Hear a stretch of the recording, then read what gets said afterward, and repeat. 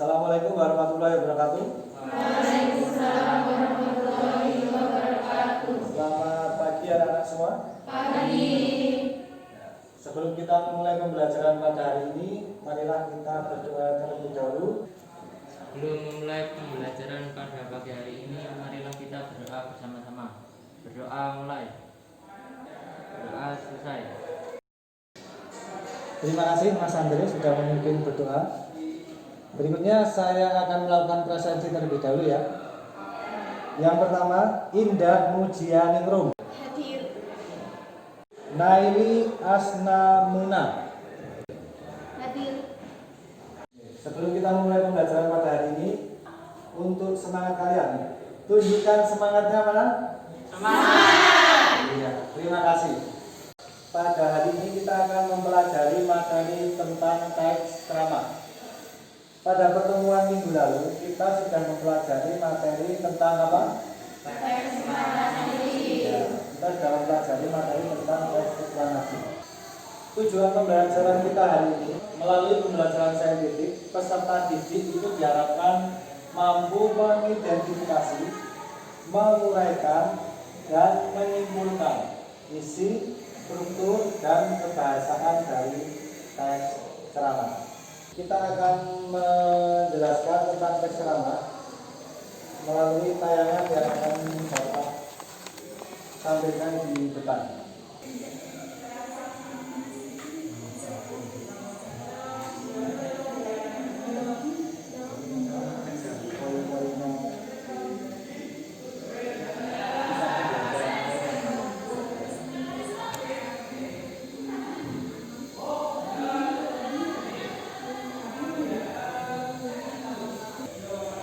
Baik anak-anak, tadi kalian sudah menyaksikan tayangan contoh video ceramah.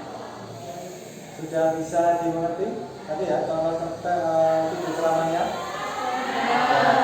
Baik, di sini Bapak sudah menampilkan PowerPoint tentang materi teks ceramah. Yang pertama adalah bagian apa? Pembuka atau bagian tesis. Jadi bagian pembuka atau pendahuluan itu berisi pengenalan isu atau masalah, pengetahuan hingga pandangan penceramah. Struktur yang kedua itu adalah bagian isi atau rangkaian atau argumen. Kemudian struktur yang ketiga adalah bagian penutup atau penegasan kembali. Kemudian untuk ciri kebahasaannya di sini bisa kalian cermati ya. Di situ ada menggunakan kata dahilang pertama, kemudian banyak menggunakan kata teknis, menggunakan kata yang menunjukkan hubungan sepakat kita. Apakah kalian sudah bisa memahami ini? Ya. Coba sekarang Mbak Dwi Karmila. Struktur teks ceramah itu terdiri dari bagian apa saja? Pendahuluan, isi, dan penutup. Ya. Terima kasih Mbak Dwi Karmila. Berikutnya, apakah masih ada yang belum jelas atau ingin ditanyakan? Ada Pak. Ya, silakan. Apakah dalam struktur teks ceramah harus lengkap? Pertanyaan yang bagus sekali dari Mbak Naili. Teks ceramah yang baik itu strukturnya harus lengkap. Kenapa?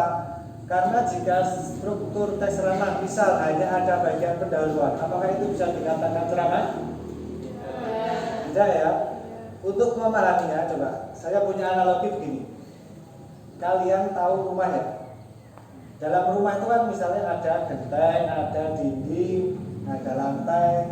Ketika rumah itu hanya ada genteng, apakah bisa kalian katakan sebagai rumah? Tidak ya. Begitu juga dengan teks ceramah. Maka strukturnya juga harus lengkap. Sudah paham, Mbak? Ya, anak-anak. Setelah ini silakan kalian bergabung dengan kelompoknya masing-masing. Kalian analisis isi, struktur, dan kebahasaannya. Bisa dipahami? Silakan kalian ke kelompoknya masing-masing.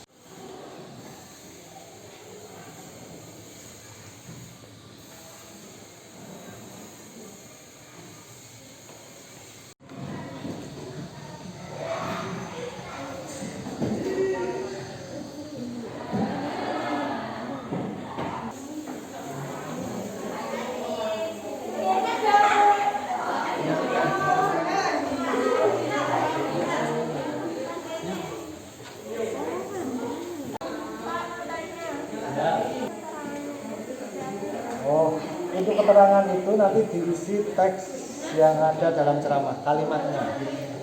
Ya, sekali lagi. Ya, silakan dilanjutkan.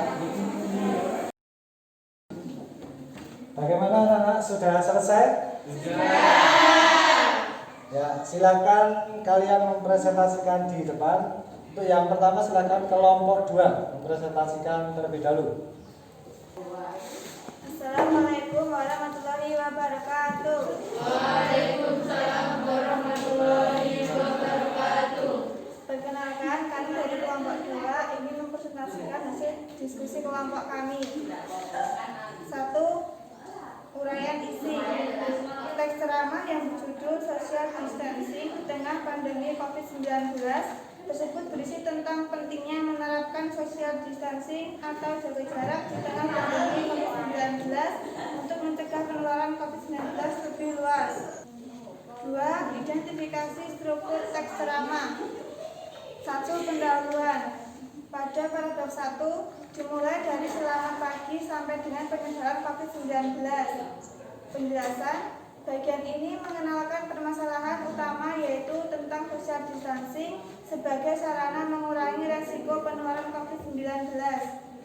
Analisis ciri kebahasaan teks ceramah. 1. Kata ganti orang pertama. Yang saya hormati Bapak dan Ibu Guru SMK Negeri 1 Samigaluh dan teman-teman yang saya banggakan. Marilah kita beri aplaus kepada penampilan dari kelompok 2.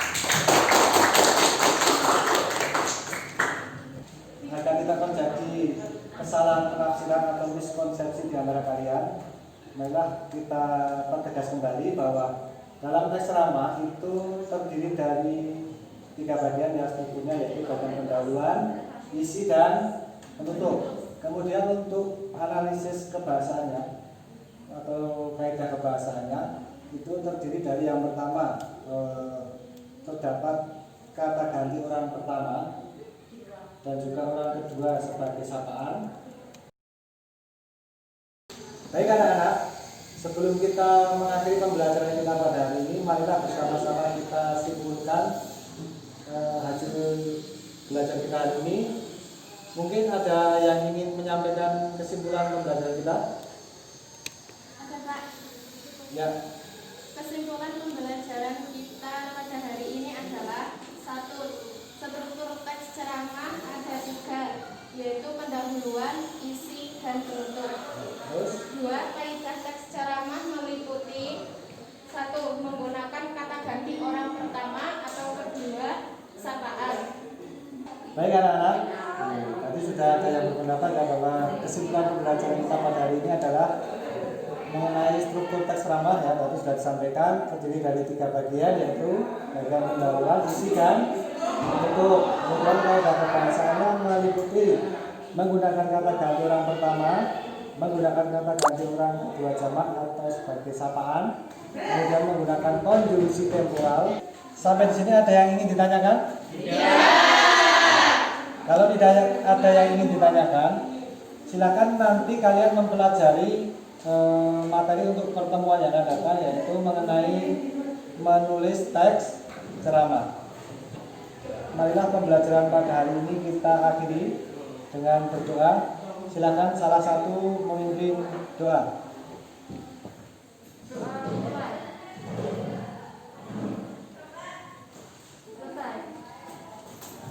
Terima kasih. Ada salah kata, salah ucap, salah maaf. Saya akhiri pembelajaran kita pada hari ini. Assalamualaikum warahmatullahi wabarakatuh.